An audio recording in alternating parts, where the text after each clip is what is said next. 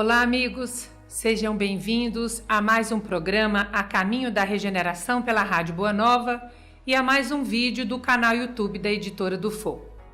Este programa está recebendo um convidado muito especial, Dr. Jaider Rodrigues de Paulo, que além de um grande amigo nosso, é também um companheiro que vem há décadas trabalhando em prol da divulgação da nossa doutrina e também do bem do nosso semelhante. Seja muito bem-vindo, Jaider. Obrigado, Maria. É uma pessoa muito querida ao nosso coração, Dr. Jaider. Ele é um dos fundadores da Associação Médico Espírita de Minas Gerais.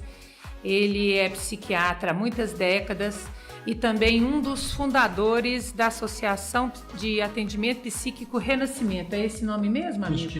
Instituto Renascimento. Instituto Renascimento. É um instituto que também cede suas instalações para a Associação Médico Espírita, correto? Correto. O Jaider, ele trabalhou sempre como dirigente da doutrina, não é isso mesmo? Dialogador da mediunidade, não é isso? Fala um pouquinho da sua experiência, Jaider. A minha experiência como em reuniões mediúnicas começou em 1965. Ainda eu era muito rapazinho, né? Então eu comecei a ter contato com reuniões mediúnicas em 65. De lá para cá foi constante, com um pequeno período, um pequeno intervalo quando eu estava fazendo medicina. Depois, assim que eu formei, eu voltei outra vez a ingressar nos trabalhos mediúnicos. E sempre como dialogador? Sempre... Nenhum momento com mediunidade ostensiva? Não, eu não tenho mediunidade ostensiva. Eu costumo dizer que eu sou casca grossa.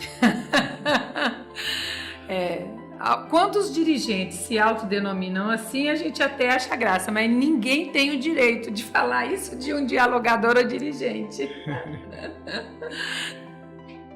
Então, gente, o Jaider, nesses mais de 50 anos, frequentando as reuniões mediúnicas, ele lançou em 2016, correto a data? Ou 2015? Sabe que eu não sei. 15 ou 16. 15 o importante 16. É que ele lançou o livro Enigmas da Desobsessão. Abordagem técnica de espíritos em reuniões mediúnicas, refratários ao acolhimento fraterno. Esse livro é da editora AME, da Associação Médico Espírita, aqui em Belo Horizonte.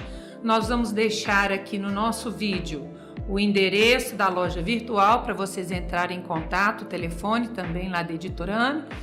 E nós queremos, Jaider, saber como que surgiu a ideia desse livro. O que te fez pensar em escrever um livro com essa teoria aqui de espíritos refratários ao acolhimento fraterno? O que aconteceu que te deu esse desejo de colocar a sua experiência nesse livro aqui? Bom, nós entendemos que não é de repente não, sabe? Durante essas décadas, nós viemos trabalhando com mediunidade, com desobsessão, especialmente com desobsessão, mas nós passamos por várias reuniões, vários grupos e vimos muitas pessoas trabalharem, muitos, vamos dizer assim, baluartes da doutrina na área, trabalharem, né? E fomos observando como eles trabalhavam. Nas próprias reuniões espíritas, às vezes aparecia espíritos muito difíceis, com um nível de conhecimento muito grande e que a gente não tinha condições de abordá-los. E às vezes os próprios mentores incorporavam no outro médium e vinham fazer o atendimento que nós não estávamos dando conta de fazer. E nós fomos observando isso durante os anos. E fomos aplicando essas técnicas que nós íamos aprendendo, fomos aplicando, fomos observando alguns tipos de o que dava certo, alguns tipos de técnica que dava certo, fomos nós mesmos criando outros tipos de técnica em cima de conhecimentos energéticos, em cima de conhecimentos dos chakras, em cima de conhecimentos sobre o pensamento, sobre a força do magnetismo, que a gente estudou tanto na doutrina como fora da doutrina. Fomos angariando esses conhecimentos espirituais de várias correntes. das correntes teosóficas, das correntes do pensamento budista, principalmente do pensamento kardeciano, de André Luiz, de Emmanuel e de outros trabalhadores na área. Tem muitos livros na área, né, nessa área. E nós observamos, né, que para muitos espíritos o diálogo não tinha o menor efeito, não fazia o menor efeito. Então, certa vez nós estávamos numa reunião de desobsessão lá na Associação Médico Espírita, quando foi feito um trabalho muito bonito em cima de uma entidade que se dizia portador de grande conhecimento e que fazia parte de uma hierarquia superior dos dirigentes das trevas. Ele veio atrás de um acerto de conta com um paciente nosso e na época nós aplicamos as técnicas neles, nessa entidade, e houve um resultado muito bom com benefício para muitas pessoas, para famílias, que às vezes nem sabiam que estavam sendo ajudados, com a capitulação dessa entidade. Junto com ele, capitulou todo um staff de uma organização voltada para o mal, para a vingança.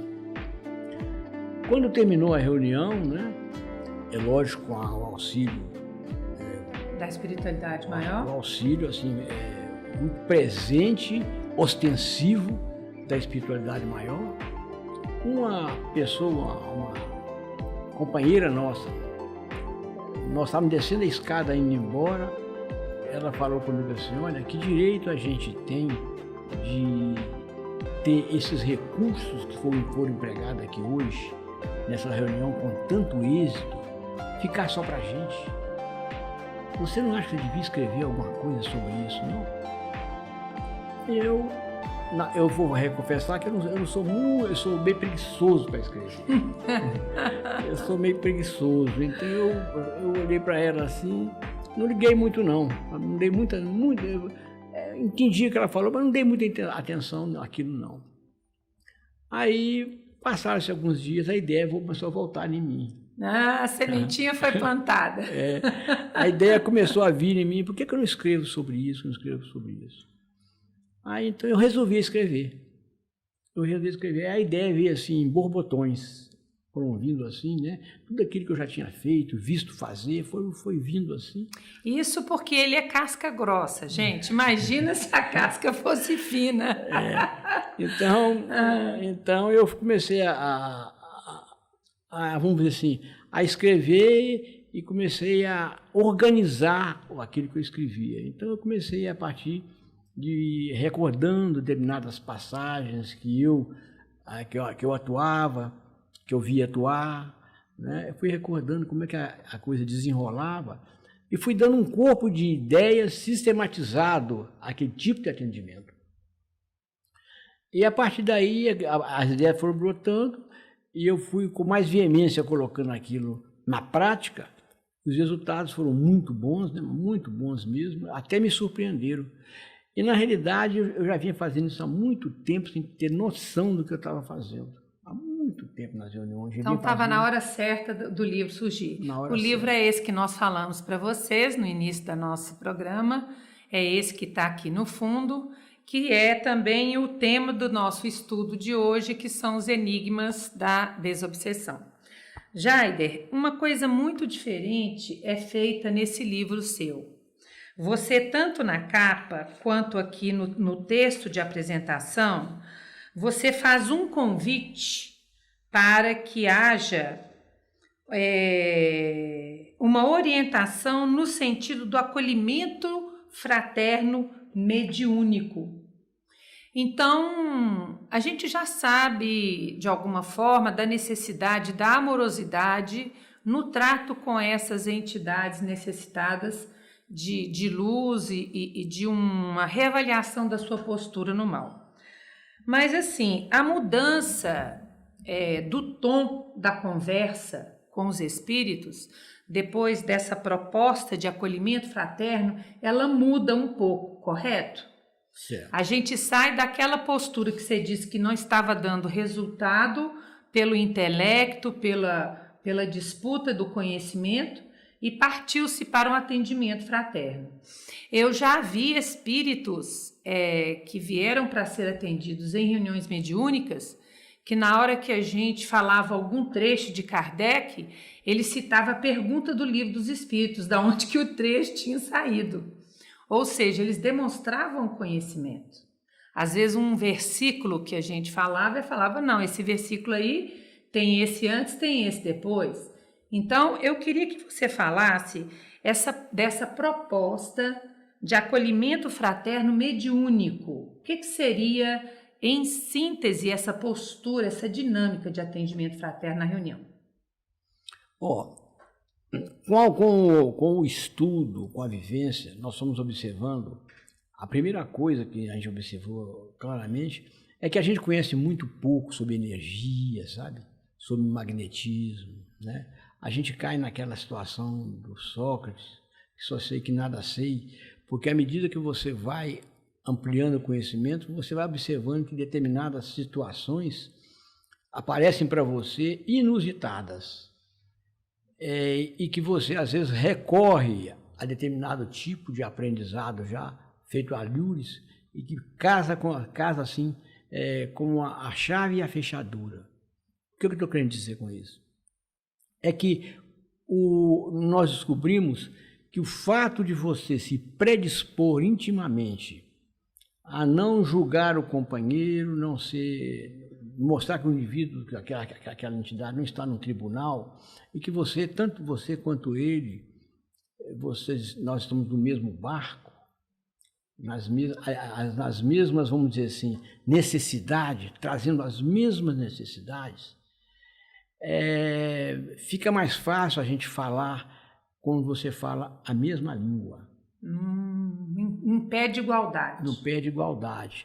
Então, a primeira coisa que muitas vezes essas entidades estão acostumadas vamos dizer assim, ao embate, à luta, tanto mental, né, quanto energética. A gente tenta levar para um outro campo, no campo do entendimento. E a gente sabe, né, que quando você se predispõe a receber, quando você abre o coração para receber qualquer situação, em qualquer situação, não é só na questão mediúnica, não. Como psiquiatra, a gente sabe, quando você desarma para um relacionamento, ele produz muito mais.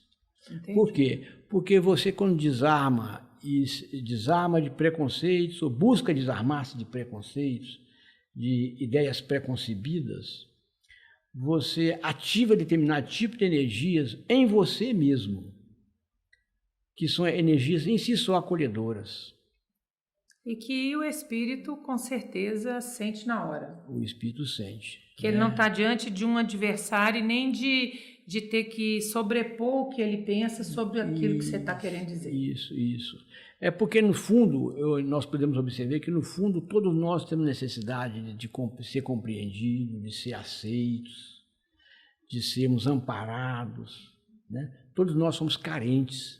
E quando você toca na carência do espírito, mostrando que a carência dele é a mesma sua, há uma ressonância entre você e ele, de propósito, às vezes até que você às vezes não percebe, mas antes dessa ressonância se fazer em nível verbal, ela já se faz em nível energético. Predispondo ao acolhimento mediúnico fraterno. Isso. Muito Aí bom. O espírito, às vezes, ele entra numa ressonância afetiva com você e passa, às vezes, te contar e falar certas coisas que muitas vezes ele não consegue falar no meio que ele vive, porque isso aí reflete no meio que ele vive como fraqueza. E ele não quer jamais admitir isso, nem para ele, nem para o grupo a qual pertence. Que é que ele tem as carências dele. Quando você toca nas carências dele, ele te ouve. Por quê? Porque energeticamente você foi no calcanhar de Aquiles. Você pegou no ponto que ele é sensível. Isso, que ele é sensível. Aí ele quer te ouvir. Ele quer te ouvir. Aí ele sai daquela faixa vibratória de contento e entra numa faixa vibratória de ouvir e ver o que você fala é verdade. Se você fala, tem algum sentido para ele. E aí, de certa forma, a gente já tem um canal de acesso diferenciado. Isso. Né? Isso. Jaider, para quem está nos assistindo aqui, para estender um pouco mais as nossas observações em torno do seu livro Enigmas da Desobsessão, qual a diferença de uma reunião mediúnica para uma reunião de desobsessão?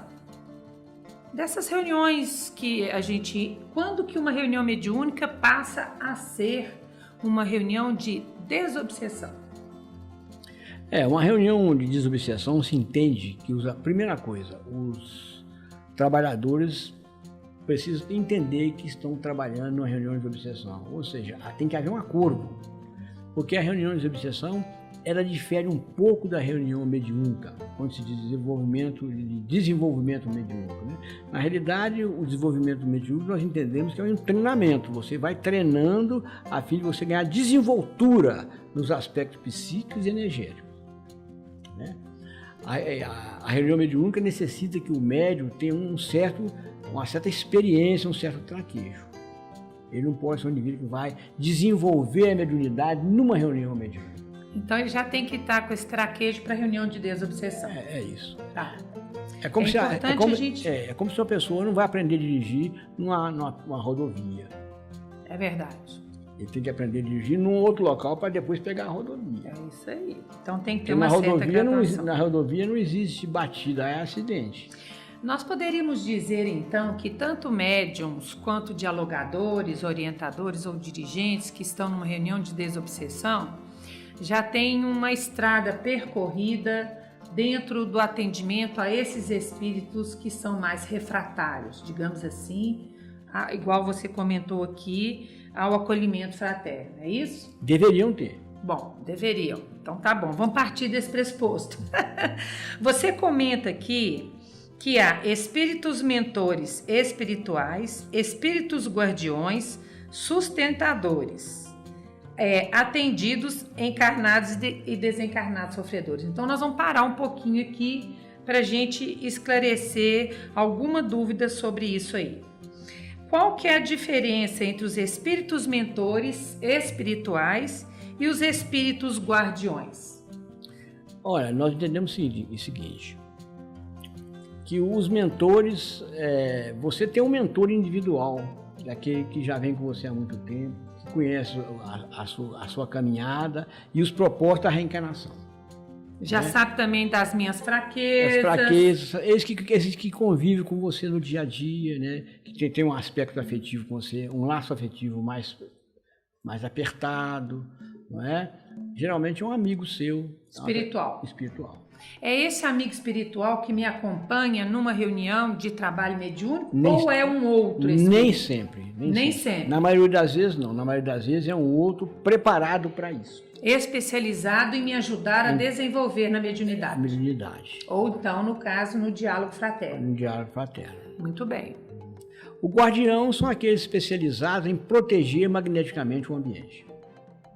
Mas ele só me protege lá dentro daquele ambiente da reunião de desobsessão ou me protege fora também? Não, o trabalho ele é ostensível. O trabalho não se dá na reunião mediúnica, não. A reunião não se dá só na reunião mediúnica. A reunião mediúnica, vamos dizer assim, é o fechamento de uma etapa iniciada, muitas vezes dias antes. Às vezes o médium é ligado a uma corrente energética de um trabalho mediúnico dias antes, que vai culminar na reunião para abrir, às vezes, um outro portal para essa reunião continuar depois ainda nas noites. Nas noites seguintes à reunião. Nas noites seguintes à reunião, entendeu? Isso tudo com um trabalho de equipe, né? Dentro dessa linha de ligação energética do médium a determinado magnetismo de trabalho, nós incluiríamos que os médiums sustentadores ou os trabalhadores que estão dentro, tanto encarnados quanto desencarnados, porque tem os sustentadores desencarnados e os encarnados. Eles estariam inseridos nessa vinculação anterior ao trabalho? Anterior. O trabalho é organizado, às vezes, semanas, meses antes. O trabalho não é na hora, não. Não é de improviso, não. Há uma organização. E muitas vezes, junto com o médium orientador, existe um médico, um psicólogo e um magnetizador. Não, então é um trio. É um trio. para cada um. Quando a reunião vai se aprimorando nessa arte, porque o diálogo entre entre orientador e espírito é uma arte. Ah, isso é verdade. É uma arte. E o orientador tem que entender, na nossa visão, que ele tem que trabalhar com o que o espírito traz, não o que ele quer que o espírito observe, mas Ou que ele quer que ele ouça. Com o que o espírito traz. É a partir da demanda do espírito que ele vai se posicionar. Explica isso aí dando um exemplo pra gente. Vamos supor que eu sou aqui um espírito bem recalcitrante, e sou mesmo, né? E chego lá, você não me conhece. Então você vai fazer o que para saber o que eu preciso ouvir? Eu vou ouvir. Você vai me ouvir? Eu vou ouvir porque nós temos observado que no diálogo, quando o espírito, você tem que deixar o espírito falar, porque ele vai te dizer a que veio. Ah, mas não é possível. Mesmo? Sempre? Vai te dizer a que veio. Aliás, nós estamos sempre dizendo aquilo que a gente almeja. Às vezes, com vários tipos de palavras, em vários tipos de assunto, mas nós temos aquele tema principal nosso que ele está sempre reverberando nas nossas vivências. Que tipo de posicionamento verbal ou de conteúdo costuma ser identificado mais comumente numa reunião de desobsessão para que os dialogadores identifiquem a necessidade do espírito? A primeira coisa que eu estou te falando é o seguinte, ouvir não é uma coisa fácil, não. Não? Não. Ouvir não é fácil, porque você tem que ouvir, focar a sua atenção no que ele está falando e seguir o raciocínio dele, porque nas entrelinhas ele vai te falar que veio. Então você não está ouvindo para contrapor uma ideia, não. Você está ouvindo para entender o que ele quer dizer. O que ele quer me dizer. Então, olha, você tocou num assunto grande, desafiador, porque na maioria dos nossos diálogos aqui na vida, a gente ouve o que a outra pessoa fala para ver se o que ela fala encaixa no que eu penso. Isso é um monólogo a dois. É um monólogo a dois. Então tem que haver uma mudança de postura. Tem que haver uma mudança de postura. Porque se você tiver uma mudança de postura, você vai observar que ele vai te falar porque ele veio.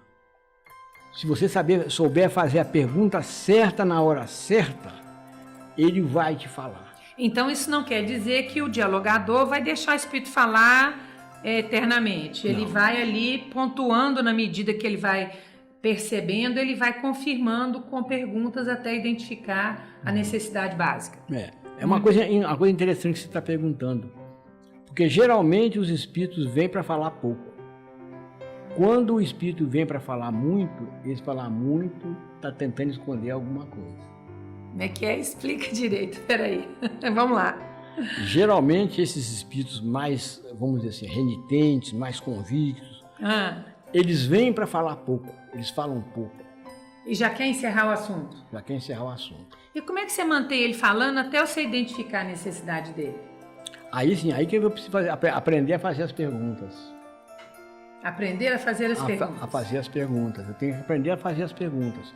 Porque à medida que eu vou fazendo as perguntas, tem perguntas que são muito básicas na vida das pessoas. Na vida de qualquer um. Tipo? Né? Tipo, vamos supor, o que você faz na vida? Isso é uma pergunta para todos nós. Entendi. Né? Você está aqui por quê? Por aí? Isso.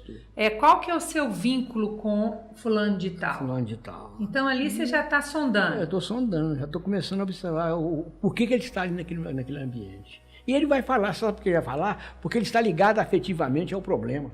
Então, ali de uma certa forma, ao falar, ele desabafa um pouco também. Ele desabafa um pouco, né? Porque olha só, em qualquer situação, nós vamos observar o seguinte, em qualquer diálogo que a gente faça, se o diálogo sai de uma formalidade, sai de um pragmatismo, e se você começa a ter alguma espontaneidade, você vai começar a deixar escapar as suas dificuldades, aquilo que você precisa, aquilo que você almeja.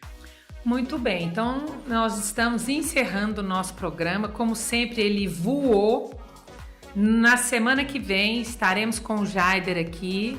Vocês peguem aí o final desse programa, porque ele já vai ser o início do próximo.